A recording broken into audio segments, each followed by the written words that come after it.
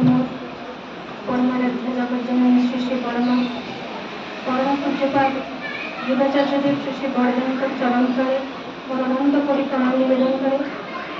परमाराध्य श्री श्री पितृदेव चरण तले मोर अनंत कोटि प्रणाम निवेदन करे। आज सत्संग कर्ण था परम पूज्यपाद श्री श्री आचार्य देव चरण तले मोर अनंत कोटि प्रणाम निवेदन करे। इष्ट परिवार अन्य समस्त राहुल चरण तले मोर अनंत कोटि प्रणाम निवेदन करे। उपस्थित मोर समस्त गुरुजन माँ माने एवं माइक माध्यम शुणुवा समस्त मनीष मान प्राणर मनीष मान रा एवं जय गुरु एवं जदि कहीं मोटू छोट था समस्त मोर भल पाइबा रा एवं जय गुरु निवेदन करे। आज आम समस्ते मातृ सम्मिलनी को पाइबार सौभाग्य पाइछे। तार एकमात्र कारण हूँ कमांडर कोण अनेक इष्टप्राण माँ मैंने एकजुट होकर आम समस्त को ये सौभाग्य देइचंती। मते विशेष भाव में आदेश दि जाइए जे एठी अदीक्षित माँ माने अनेक अछंती, अदीक्षित सत्संगी माँ माने अनेक अछंती जो मानक ठाकुरंकर भावधारा विषय श्रावण परिक्रमा विषय और माँ भावधारा विषय किसी कहर आदेश मत मिली। अदीक्षित सत्संगी बोली कहली ठाकुर आलोचना प्रसंग में कहते मु दीक्षित और अदीक्षित बुझीपे मु किंतु सत्संगी और नन सत्संगी बुझीपे ना। सत्ताटा पर सच्चिदानंदमय सच्चित आनंद जो प्रत्येक सत्ता चाहे सी नन सत्संगी किभली भाव में हम नन सत्संगी वर्डटा तुम डिक्शनरी रू काटी दियो।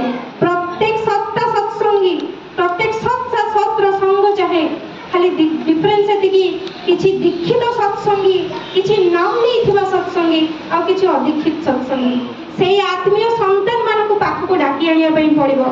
सेही अदीक्षित सत्संगी मानकु जहांतर सत्ता सत को चाहे चित्त आनंद को चाहे तांको आम पाखको डाकी आनिया पई पड़िबो। बुकु धरी स्नेह करिया पई पड़िबो। छोट थिला बेले बापा गोटे कथा डिबेट रे मते कहिया पई कहंती जे सृष्टि आरंभ आज पर्यंत मने रख श्रावणी पुरुषोत्तम श्री कृष्णଙ୍କ भଳି जने पॉलिटिशियन केही जन्म होई नाहंती। दुईटा ऑब्जेक्शन सेपटु आसे जते मुई कथाटा कहे। प्रथम कृष्ण कोडे पुरुषोत्तम नहंती, पुरुषोत्तम होचंती राम। कृष्ण कोडे मर्यादा पुरुषोत्तम नहंती, ताको जीवन में बहुत भूल करचंती से। तेनो मर्यादा पुरुषोत्तम होचंती राम, कृष्ण केवल भगवान। मु टिके छोट पिला हेले भी जहा जते के बुझदाय सेते के जुक्ति करिया पसंद करेनी, खाली हसी दे के मुंडो नहीं पड़े आसे। भारत वर्ष रे जन्म हे के भारत वर्ष रे जन्म हे के राम और कृष्ण को आज पर्यंत सर्टिफिकेट देवा पई पडुची मर्यादा पुरुषोत्तम के नुहे से माने कोरे। आ कृष्ण को पॉलिटिक्स को आज पर्यंत हमें तर्जुमा करि पारि ना। आज पर्यंत हमें भाबु जो बड़ पॉलिटिशियन कहले कोडे कार्ल मार्क्स, बड़ पॉलिटिशियन कहले कोडे आउ के, किंतु कृष्ण नुहंती।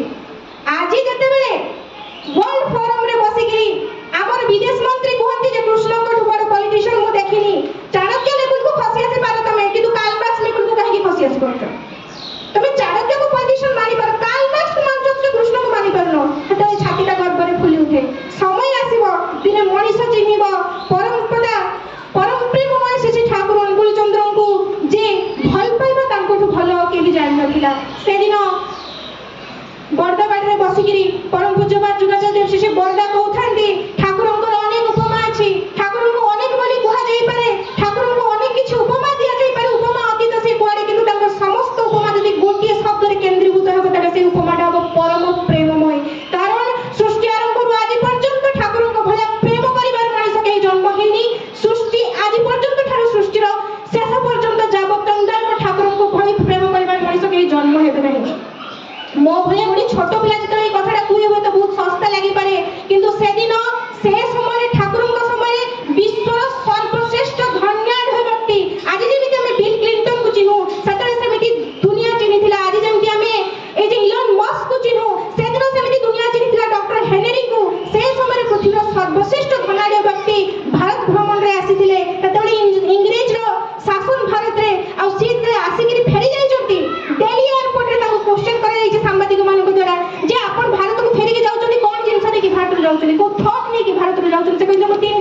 जाउची प्रथम थर भारत रे हैव और हैव नॉट भितर डिफरेंस बहुत अधिका धनी और गरीब रो डिफरेंस तो बहुत अधिका द्वितीय थर भारत रो नारी मु आश्चर्य मु तीनटा आश्चर्य नै कि जाउची प्रथम आश्चर्य या द्वितीय आश्चर्य होची मु बुझी पारुनी भारत रो नारी गोटे पुरुष को नै कि आजीवन केमति संतुष्ट रहि पारे इंग्लैंड रे पारंती नै अमेरिका रे पारंती नै मैं आश्चर्यटा को छाती रे बहि कि जाउची आ तृतीय आश्चर्य एवं तृतीय सत्य जोटा मु छाती रे बहि कि जाउची मु विश्वर सबठार धनी व्यक्ति डॉक्टर हेनरी आज आपन को कहि दे जाउची जे